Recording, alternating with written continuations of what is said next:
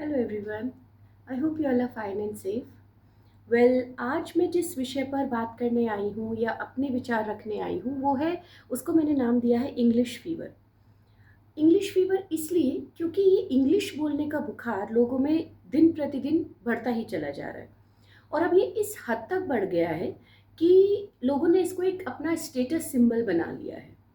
And they look down upon the people, those who are not very well, uh, uh, they can't speak well English, और pronunciations में गड़बड़ है, या इतने अच्छे से फ्लुएंटली नहीं बोल पाते। तो उनको उनको सीधे ही यही समझा जाता है कि ये तो अनपढ़ ही है, इनको कुछ अकल ही नहीं है, इनको कुछ पता ही नहीं है। जबकि बहुत बार ऐसा होता है कि एक इंसान बहुत शिक्षित होता है और बहुत ज्ञान होता है उसमें, लेकिन वो चीज़ों को जितना अच्छी तरह से अपनी मातृभाषा में या अपनी नेटिव लैंग्वेज में एक्सप्रेस कर सकता है, बता सकता है, शायद एक फॉरेन लैंग्वेज में वो उसको इतने अच्छे से एक्सप्रेस नहीं कर सकता। लेकिन कुछ लोग जो तुक्के से या किसी भी तरह से बहुत अच्छी इंग्लिश बोल लेते हैं, या ऐसा प्रिटेंड कर लेते हैं कि they are very good in English, वो अपने आप को इतना सुपीरियर समझते हैं कि जैसे पता नहीं वो कहाँ के, बस एक सिर्फ इंग्लिश बोलने के ऊपर आ जाने से वो खुदा हो गए। वहीं ये चीज़ें पुरुषों में भी हैं और लेडीज़ में भी देखने को मिलती है। प्रॉब्लम तब आती है, ठीक है, आप अगर पाश्चात्य संस्कृति के इतने ज़्यादा गुलाम हो चुके हैं और आप ये सोचते हैं कि इंग्लिश बोलना इज़ अ स्टेटस सिंबल, या इंग्लिश बोलने वाला इंसान ही एजुकेटेड हो फील कर मीन्स दिखेगा, या आप एयरपोर्ट पर या कहीं आप जब इंग्लिश बोलेंगे तो you will get more respect, you will get more attention and all. ये सिर्फ आपका भ्रम है, क्योंकि जो सही शिक्षित लोग होते हैं वो हर क्षेत्र में और हर भाषा में निपुण होते हैं। आपको इस बात पर इनफैक्ट शर्म आनी चाहिए कि आप दूसरी जो देश की भाषा है या इंग्लिश है, या एक, चलिए इंग्लिश तो अब इंटरनेशनल लैंग्वेज हो ही गई है, तो उसको बोलने में आप बहुत गर्व महसूस करते हैं। लेकिन वहीं अगर जिस देश के आप हैं, आपसे अगर कोई उस भाषा में बात करे तो शायद आपको बहुत अच्छी स्टैंडर्ड वाले उस भाषा के शब्दों का ज्ञान भी नहीं होगा। So you need to educate yourself in those areas. आपको अपने आप को उस भाषा में पहले शिक्षित करने की ज़रूरत है जो जहाँ आप पैदा हुए हैं, जो आपकी मातृभाषा है। ना कि विदेशियों की भाषा को सीखकर अपने आप को ये दिखाएं कि आप औरों से सुपीरियर हैं और बाकी सब लोग आपके सामने कुछ भी नहीं है। मैंने बहुत से ऐसे लोग देखे हैं, पुरुष भी देखे हैं, स्त्री भी देखी हैं, जो वैसे अगर आप देखिए नॉलेज के लेवल पे वो बिल्कुल ज़ीरो हैं, कैरेक्टर के लेवल पे वो बिल्कुल ज़ीरो हैं। उनका अपना जो एक चरित्र होता है या अपनी जो वैल्यूज़ होती हैं वो कहीं भी उनमें कुछ नहीं है। लेकिन just because they can speak some slang languages, slang words, they can speak some very high vocabulary, not even high means good English and all. So they think that they are something like they are the superior from everyone around them, right? ऐसा नहीं है कि और ये चीज़ उन लोगों में हीन भावना या इन्फीरियरिटी कॉम्प्लेक्स पैदा करती है जो अच्छी तरह से इंग्लिश नहीं बोल पाते, लेकिन अपनी भाषा में उनको चीज़ों का बहुत अच्छे से ज्ञान होता है, उन चीज़ों को वो बहुत अच्छे से एक्सप्रेस कर देते हैं। लेकिन वहीं इस तरह के लोग उन लोगों के दिल में एक इन्फीरियरिटी कॉम्प्लेक्स ला देते हैं कि वो स्टेज पे आके या चार लोगों के सामने अपने आप को इन्फीरियर फील करते हैं just because they can not speak good English. तो मेरा ये कहना यही है कि देखिए, किसी पाश्चात्य भाषा में या फॉरेन लैंग्वेज में निपुण होना या थोड़ा बहुत उसका ज्ञान होना कोई बहुत बड़ी चीज़ नहीं है। बड़ी चीज़ तब है जहाँ आप पैदा हुए हैं, उस देश की उस क्षेत्र की भाषा का ज्ञान भी आपको उतनी ही निपुणता से हो जितना कि आपको दूसरी संस्कृति या दूसरे देश की भाषा का ज्ञान होने पे गर्व होता है, राइट? ऐसा ना हो कि जहाँ आप खड़े हैं, मान लीजिए आप अपने ही देश में हैं और वहाँ आप फर्राटेदार इंग्लिश बोल रहे हैं, लेकिन वहीं अगर आपसे किसी ने संस्कृत में या हिंदी में या उर्दू में बात कर ली, तो शायद आपको पता भी ना हो कि उन शब्दों का मतलब। वो ज़्यादा बड़ी बेइज्जती है इनफैक्ट। किसी दूसरे देश की भाषा आना, नहीं आना या इतना निपुण ना होना उस भाषा में कोई बहुत बड़ी चीज़ नहीं है। हम सब जहाँ जिस माँ से पैदा होते हैं और जिस देश में पैदा होते हैं, वो महत्व रखता है, वो भाषा महत्व रखती है। और it's a quite like globally understood truth, right? कि एक इंसान अपनी मातृभाषा में चीज़ों को ज़्यादा एक्सप्रेस कर पाता है, ज़्यादा अच्छे से बोल पाता है। बिकॉज हम लोगों के साथ प्रॉब्लम क्या होती है, when we speak we first think that thing in mind. हम उसे प्रोसेस करते हैं, राइट? और जब हम प्रोसेस करते हैं किसी दूसरी भाषा में, तो उसको उतनी अच्छी तरह से व्यक्त नहीं कर पाते या बोल नहीं पाते। लेकिन वही चीज़ जिस भाषा में या जो जिसकी हम बचपन से जिसकी हमें आदत है, उसी चीज़ में जिसमें हम उसको सोच रहे होते हैं अपने दिमाग में, उसी में एकदम से अगर हमें उसको व्यक्त करने का मौका मिल जाए या उसी भाषा में अगर हम उसको व्यक्त करें, तो हम उसको बहुत अच्छे से एक्सप्रेस कर पाते हैं। क्योंकि जब आप सोच इंग्लिश में नहीं रहे हैं, लेकिन आप सोच हिंदी में रहे हैं या किसी और भाषा में रहे हैं, लेकिन आप मुंह से उसको कन्वर्ट करके इंग्लिश में निकाल रहे हैं, राइट? तो आधा समय तो आपका उसी में ही लग गया कि इस वर्ड को क्या बोलेंगे, उसको क्या बोलेंगे। लेकिन जब आप जैसा सोच रहे हैं वैसा ही आप अगर मुंह से निकाल रहे हैं, तो चीज़ों को आप बहुत अच्छे से व्यक्त कर पाते हैं। तो जब भी कभी आपको ऐसा लगे कि आपको कहीं किसी जगह पे किसी चीज़ को इम्पोर्टेंट किसी चीज़ पे बोलना है या आप उसको बहुत अच्छे से व्यक्त करना चाहते हो, तो always use your mother tongue और your native language. Don't come in impression of the people those who just जो अपने आप को बहुत गर्वान्वित महसूस करते हैं, बहुत प्राउडी, बहुत बूस्ट करते हैं कि oh, I can speak very well in English. So what? Can you equally speak very well in your mother tongue as well?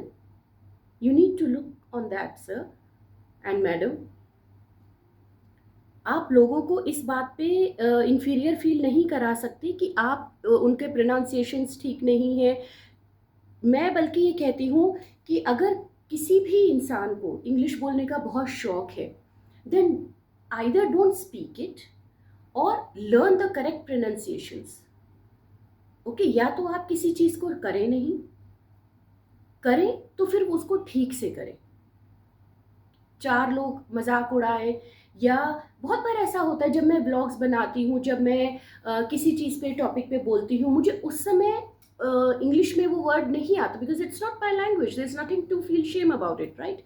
So though I have studied in a convent school, I can speak very well English, but certain times it happens that those words are not popping up into your mind at that point of time. That does not mean that I cannot speak in English. I can speak in very well English, but at certain times you don't know. Certainly, like sometime, though that particular word या जो शब्द बहुत ही प्रभावित impressive word होगा उस चीज़ के लिए, वो उस वक्त दिमाग में नहीं आता, because in daily language we don't use certain words, so it takes time to process in the mind. मैं क्या करती हूँ उस समय पर कि अगर कुछ ऐसा है जो मुझे बोलना है, लेकिन वो शब्द मेरे दिमाग में नहीं आ रहा है, तो उस समय I use my own mother tongue. और जब मुझे याद आता है कि इस वर्ड का क्या मीनिंग है या इसका क्या दूसरा इंग्लिश में वर्ड है, देन आई स्पीक इट। सो ऐसा नहीं है कि सिर्फ इंग्लिश बोलकर ही आप मॉडर्न, या इंग्लिश एक स्टेटस सिंबल हो गया है। और आप देखिए इंडिया में और जगहों पर स्कूल्स में, in fact my own children they are so weak in Hindi, and वहीं जब आप अपनी मदर टंग में वो चीज़ों को सुनते हैं, मेरी मदर बहुत अच्छी हिंदी बोलती हैं, मेरे फादर इन लॉ या जो मेरे और पुराने नाना जी या दादाजी थे, they were very well in Urdu. लोग बाग उनसे लाइक जब वो कचहरी में थे एंड उनसे he was the only person, my dadaji was the only person in whole court, वो कचहरी जिसको बोलते हैं, कि लोग बाग उनसे ट्रांसलेट कराने के लिए आते थे चीज़ों को, and he was equally very good in English also. But वही my father, he studied all the this LLB and all the law books and all in English. तो ऐसा नहीं है कि जो इंग्लिश बोल लेते हैं वो बहुत अच्छे या और एजुकेटेड लोग होते हैं. इस चीज़ को जो लोग इस हीन भावना में हैं या इस इन्फीरियरिटी कॉम्प्लेक्स में हैं कि हम इंग्लिश नहीं बोल पाते, बहुत जगह उनको शायद उस चीज़ का बहुत ज्ञान होता है, अगर वो बोले तो वो बहुत अच्छा बोल सकते हैं, लेकिन वो इस वजह से चुप हो जाते हैं या इस वजह से नहीं बोलते क्योंकि उनको इंग्लिश नहीं आ रही होती. और वहाँ 4 ड्रामेबाज होते हैं जो बहुत अच्छे से दिखा रहे होते हैं कि जी हम तो बहुत अच्छी इंग्लिश, और वो इंसान उनके बीच में दब के रह जाता है, इसलिए क्योंकि उसको लगता है कि अरे मैं तो इंग्लिश बोल नहीं सकता. ऐसी जगह पे if when they are boosting about के उनको बहुत अच्छी इंग्लिश आती है और they are making you feel inferior, आप अगर और वो आपकी ही नेशनैलिटी के हैं, start speaking very well and very good standard of Hindi और उर्दू अमंग दोज पीपल, और फिर देखिए कि उनको कैसे शर्म आती है. Because this is human behaviour कि वो जब आपको ये लगता है ना किसी चीज़ से, जब आप दबना चालू हो जाते हैं और आपको ये लगता है कि समाज हमारा इस तरह का बनता चला जा रहा है कि जहाँ 4 लोग जिस चीज़ को थोड़ा सा भी अगर महत्व दे दें या वैल्यू दे दें या ये समझ लगे ओ एयरपोर्ट पे और जगहों पे कि ये लैंग्वेज, देखिए इंग्लिश इसलिए प्रचलन में आई है क्योंकि it's a easy way of communication and it's world wide it's spoken, right. उसमें आप स्टैंडर्ड या उसको एक स्टैंडर्ड लोगो या वो नहीं बना सकते हैं कि इंग्लिश जो स्पीक कर रहा है या बोल रहा है वो इंसान पढ़ा लिखा है या मॉडर्न है या शिक्षित है. ऐसा बिल्कुल भी नहीं है. गंवार भी और एक से एक बिल्कुल छिछोरे और ऐसे कैरेक्टर के लोग भी बहुत अच्छी इंग्लिश बोलते हैं जो शायद पास बिठाने लायक भी नहीं होते. So you need to use your brain, you need to think कि आप किन चीज़ों में इन्फियरिटी फील कर रहे हैं या किन चीज़ों को महत्व दे रहे हैं और किस चीज़ को कितना महत्व दे रहे हैं. किसी भी चीज़ को एक ज़रूरत से ज़्यादा उसको प्रायोरिटी देना या महत्व देना, ये अपनी इंसान की और ह्यूमन माइंड की ये एक इंटेलिजेंस होती है कि जो आप उसको ये नापतोल कर पाएँ कि this thing how much important is this thing, how much कितनी प्रायोरिटी है, कितनी इंपॉर्टेंस मुझे इस भाषा को, इस इंसान को, इस काम को, इसको कितनी देनी है. और जिस दिन आप ये सीख जाएंगे आपको किसी भी चीज़ से ना तो डर लगेगा, ना खौफ लगेगा, ना आपको इनसिक्योरिटी होगी, ना आपकी पर्सनैलिटी में कुछ ऐसा होगा कि आप बड़े दबे दबे रहते हैं, चुप रहते हैं. क्यों? Because you can not speak very well English and all. तो वो लोग, और ये बात हमेशा ध्यान रखिए कि कोई भी चीज़, चाहे वो हिंदी हो, चाहे वो इंग्लिश हो, चाहे कोई और लैंग्वेज हो, अगर नहीं आती है मत बोलिए. मैं ये नहीं कह रही कोशिश मत करिए, अकेले में कोशिश करिए, 4 लोगों में जहाँ आपको पता है कि ऐसे तुच्छ लोग हैं या ऐसे चीप लोग हैं जो शायद हंसी उड़ाएंगे या मजाक उड़ाएंगे आपकी इंग्लिश का, वहाँ मत बोलिए. वहाँ आप उसी लैंग्वेज में बोलिए जहाँ जिसमें आप कॉन्फिडेंट फील करते हैं. लेकिन अपने ऊपर वर्क करिए, अपने ऊपर काम करिए, और जब when you feel that you are quite confident in speaking that language, तब आप बोलना शुरू करिए. आई होप कि मेरा ये इस विषय पर बोलना शायद कुछ लोगों के काम आए और वो अपनी जो अगर किस पर्सनालिटी में कहीं भी ऐसा कुछ है कि वो इंग्लिश की वजह से आगे नहीं आते हैं या बोलते नहीं हैं या चुप रहते हैं या इन्फीरियर फील करते हैं.